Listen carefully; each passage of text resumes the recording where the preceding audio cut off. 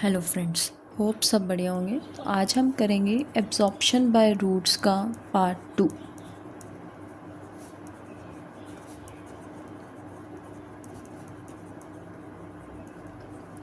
इसमें हम पढ़ेंगे कि कौन कौन से मेथड हैं वाटर और मिनरल्स को एब्जॉर्ब करने के या एक जगह से दूसरी जगह पहुंचाने के। तो हम क्या पढ़ेंगे? मोड्स ऑफ एब्जॉर्प्शन, मतलब कौन कौन से मेथड्स की हेल्प से जो पानी है या मिनरल्स हैं वो एक जगह से दूसरी जगह जा रही हैं। सबसे पहले है इम्बाइबिशन। इनके बारे में हम डिटेल में सबके बारे में पढ़ेंगे। Next one is diffusion, osmosis, turgidity and फ्लेक्सिडिटी,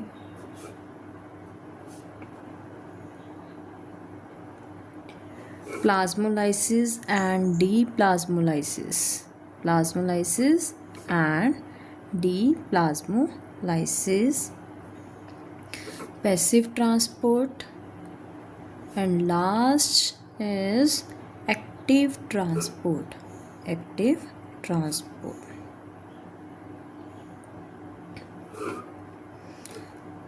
तो ये जो 7 मेथड्स हैं, जो ये 7 मोड्स हैं, इनके बारे में हम 1 बाय 1 इस चैप्टर में पढ़ेंगे। तो हम सबसे पहले पढ़ेंगे इम्बाइबिशन के बारे में। किसके बारे में पढ़ेंगे? इम्बाइबिशन। इम्बाइबिशन बेसिकली क्या है?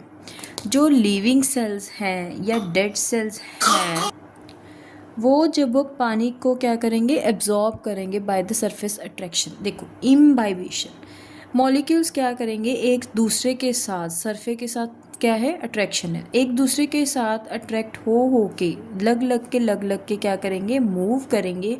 तो इस प्रोसेस को हम क्या बोल देते हैं? इम्बाइबिशन। क्या बोलते हैं? इम्बाइबिशन। अब देखो, जो लिक्विड, जिस लिक्विड, जैसे ये कोई लिक्विड है, उसमें ये मॉलिक्यूल्स लग के जा रहे हैं। जो ये लिक्विड होता है इसे हम क्या बोलते हैं? इम्बाइबेट। क्या बोलते हैं? इम्बाइबेट। और जो लिक्विड के साथ जो मॉलिक्यूल्स साथ चिपक के जा रहे हैं उन्हें हम क्या बोलते हैं? इम्बाइबेंट्स। क्या बोलते हैं? इम्बाइबेंट्स। इम्बाइबेंट्स बेसिकली क्या है? सॉलिड पार्टिकल्स हैं। और इम्बाइबेट क्या है? हमारे लिक्विड पार्टिकल हैं जिनके साथ वो अटैच हो के सॉलिड पार्टिकल्स आके मूव करते हैं। अब जो ये मूव कर रहे हैं वो कैसे कर रहे हैं? अब सपोज कर लो यहाँ पानी कम है और यहाँ ज़्यादा है, तो जो कम है वो अपनी तरफ क्या करेगा? प्रेशर लगाएगा। और जो प्रेशर लगता है उस प्रेशर को हम क्या बोलते हैं? Imbibition pressure. क्या बोलते हैं? Imbibition pressure. Imbibition pressure basically क्या है? जो इम्बाइबिशन प्रोसेस के टाइम जो भी प्रेशर डेवलप हो रहा है मॉलिक्यूल्स के बीच में उसे हम क्या बोलते हैं? Imbibition pressure. अब कौन कौन सी एग्जांपल्स हैं इम्बाइबिशन की? हम डेली लाइफ में देखते हैं। अब जैसे रेनी सीज़न आएगा तो उसमें वुडन डोर्स हैं, विंडोज़ हैं, वो क्या हो जाती हैं? जाम हो जाती हैं। वो जाम किस कारण हो जाती हैं? Due to imbibition. क्योंकि उनमें जो मॉलिक्यूल्स हैं वाटर के या सॉलिड के, वो आपस में क्या हो जाते हैं? अट्रैक्ट हो जाते हैं, जिस वजह से वो जैमिंग हो जाती है। अब एक है कि अगर हम ड्राई सीड्स हैं, अगर हम उनको पानी में रखें तो उसके जो सीड कोट है वो क्या हो जाती है? बर्स्ट हो जाती है। वो भी किस कारण है? इम्बाइबिशन के कारण। क्यों? क्योंकि उनके अंदर पानी जा ही जा रहा है।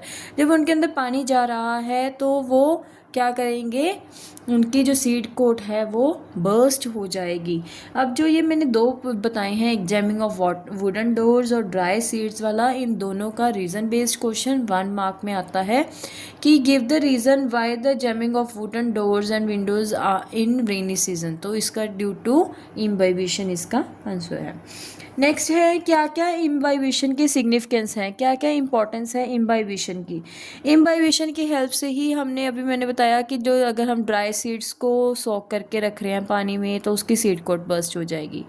तो जब सीड कोट बर्स्ट हो जाएगी तो सीड को जर्मिनेट करने में हेल्प करेगा इम्बाइबिशन। इम्बाइबेशन पानी को एब्जॉर्ब करने में भी हेल्प कर रहा है, ये पानी को एक जगह से दूसरी जगह मूव करने में भी हेल्प कर रहा है। और जो इम्बाइबेशन प्रेशर है वो क्या चीज़ है, हर चीज़ को ऊपर को खींच रहा है। अगर कोई चीज़ ऊपर खींचते हैं तो उसे हम क्या बोलते हैं, एसेंट ऑफ सैप। क्या बोलते हैं, एसेंट ऑफ सैप। एसेंट यानी कि अपवर्ड और सैप यानी कि वाटर एंड मिनरल्स, मतलब अपवर्ड मूवमेंट ये किसकी करवाता है, वाटर एंड मिनरल्स की। हमारा नेक्स्ट प्रोसेस है डिफ्यूजन। डिफ्यूजन की सबसे पहले मैं आपको एग्जांपल देती हूँ, उसके बाद आपको इसका मतलब बताऊँगी। सपोज कर लो आपने रूम के एक कॉर्नर में आपने परफ्यूम अपने ऊपर छिटका है, ठीक है। तो जो वो परफ्यूम है, परफ्यूम की जो फ्रेगरेंस है वो सारे रूम में फैलती है, किस कारण, ड्यू टू डिफ्यूजन। मतलब डिफ्यूजन में क्या है, जो मॉलिक्यूल्स की मूवमेंट हो रही है वो high concentration to low concentration move हो रही हैं, मतलब जहाँ पे ज़्यादा है वहाँ से कम की तरफ जाएंगे। तो डिफ्यूजन बेसिकली क्या है, मूवमेंट ऑफ मॉलिक्यूल्स है from higher concentration to lower concentration, higher concentration to lower concentration.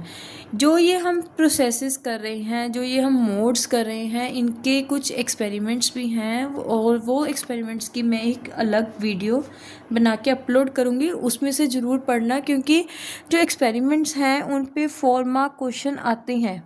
मतलब एक्सपेरिमेंट्स में आपको जब मैं वीडियो बनाऊंगी तो आपको बताऊंगी कैसे कैसे क्वेश्चंस आते हैं जो हमारे एक्सपेरिमेंट्स हैं।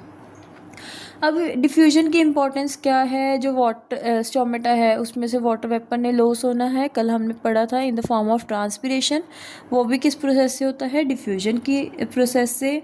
अगर रेस्पिरेशन, फोटोसिंथेसिस में भी ये हेल्प करता है, आयंस की एब्जॉर्प्शन में हेल्प करता है, या फिर अभी मैंने बताया फ्रेगनेंस को one place to another place में जाने में भी हेल्प करता है। और जो सेल के अंदर जो सब्सटेंसेस इजीली मूव करने हैं वो भी किसकी हेल्प से करते हैं, डिफ्यूजन की हेल्प से ही करते हैं।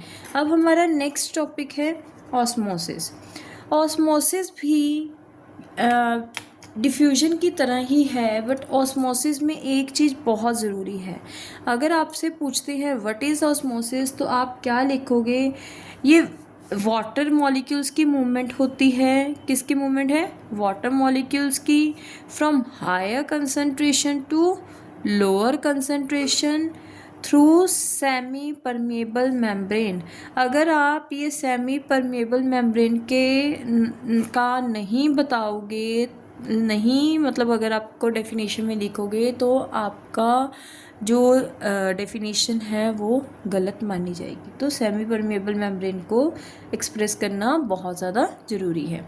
अब जो ये ऑस्मोसिस है ना, ये 2 टाइप्स की होती है। ऑस्मोसिस 2 टाइप्स की है, one is endo osmosis and another one is exo osmosis. अब देखो इसको याद करने का तरीका, एक्स यानी कि एग्जिट, इन एंटर। अब जो ये मैं एंटर और एग्जिट की बात कर रही हूँ, ये मैं वाटर मॉलिक्यूल्स की बात कर रही हूँ। एंडोऑस्मोसिस में जो वाटर है वो सेल के अंदर क्या करेगा, एंटर करेगा, सेल के अंदर एंटर करेगा वाटर, और एक्सोस्मोसिस में सेल से वाटर बाहर निकलेगा, इसके अंदर जाएगा, इससे बाहर निकलेगा। और अब देखो इसमें के अंदर पानी जा ही जा रहा है, तो ये क्या करेगा, सेल को स्वेल करेगा, सेल क्या हो जाएगा, सेल की स्वेलिंग हो जाएगी। और इसमें से पानी अब बाहर आई जा रहा है तो सेल क्या हो जाएगा, श्रिंक करेगा, सेल क्या करेगा, श्रिंक। और ऑस्मोसिस कब तक होती रहती है, ऑस्मोसिस तब तक होएगी जब तक दोनों साइड, सपोज कर लो ये है, इधर पानी क्या है, ज़्यादा है और इधर कम है, तब तक पानी उधर जाता रहेगा जब तक इधर और इधर दोनों साइड्स जो पानी की कंसंट्रेशन है वो क्या हो जाएगी, सेम। जब तक कंसंट्रेशन सेम नहीं होगी तब तक क्या होएगी, मूवमेंट ऑफ वाटर होती ही रहेगी। अब जो जब पानी इधर से दूसरे एक साइड से दूसरी साइड जा रहा है तो उसमें प्रेशर भी तो डेवलप हो रहा है, उस प्रेशर को हम क्या बोलेंगे, ऑस्मोटिक प्रेशर। क्या बोलेंगे, ऑस्मोटिक प्रेशर। हमारा आज का लास्ट टॉपिक है टॉनिसिटी। अब देखो टॉनिसिटी क्या है। टॉनिसिटी बेसिकली टेंशन है। क्या है? टेंशन है कि जो पार्टिकल्स हैं वो कैसे मूव करेंगे। अब जो ये टॉनिसिटी है ये 3 तरह की होती है। जो ये मैं अब आपको टाइप्स बता रही हूँ ना, ये इम्पॉर्टेंट है, इसमें से क्वेश्चन आता है। तो isotonic, hypotonic and hypertonic. Hypertonic. अब पहले तीनों का मतलब, आइसो, आइसो यानी कि सेम, हाइपो, हाइपो यानी कि कम, और हाइपर, हाइपर मतलब ज़्यादा। अब ये सेम कम ज़्यादा क्या है? वाटर। क्या है? Water molecules. किस में बात कर रही हूँ मैं? सेल में। किस में बात कर रही हूँ? सेल में। अब किसके कंपैरिजन में? आउटसाइड के कंपैरिजन में, मतलब जो सेल के बाहर जो मीडियम है उसके कंपैरिजन में हम बात कर रहे हैं। अब देखो आइसोटोनिक। आइसोटोनिक क्या है? ये आउटसाइड है और ये सेल है। जितना पानी बाहर है उतना ही अंदर है पानी, तो पानी की जो मूवमेंट है वो क्या होगी? नहीं होगी। तो जो सेल का साइज है वो क्या रहेगा? सेम रहेगा। क्या रहेगा? सेम। अब हाइपोटोनिक। हाइपोटोनिक यानी कि सेल के अंदर पानी क्या है? कम है, और बाहर क्या है? सेल के अंदर बाहर पानी ज़्यादा है। तो अब सेल के अंदर जा रहा है पानी, तो इसमें सेल साइज क्या होगा? इंक्रीज, स्वेल करेगा साइज। अब हाइपरटोनिक, ये आउटसाइड है, ये इनसाइड है।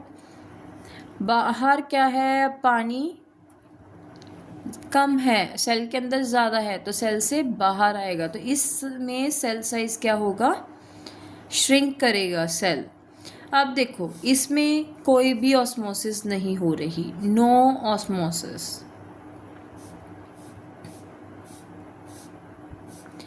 और इसमें अब सेल के अंदर जा रहा है पानी, सेल के अंदर एंटर कर रहा है, तो इसमें क्या हो रहा है? एंडोऑस्मोसिस। क्या हो रहा है? एंडोऑस्मोसिस। इसमें सेल से बाहर आ रहा है पानी, तो इसे हम क्या बोलेंगे?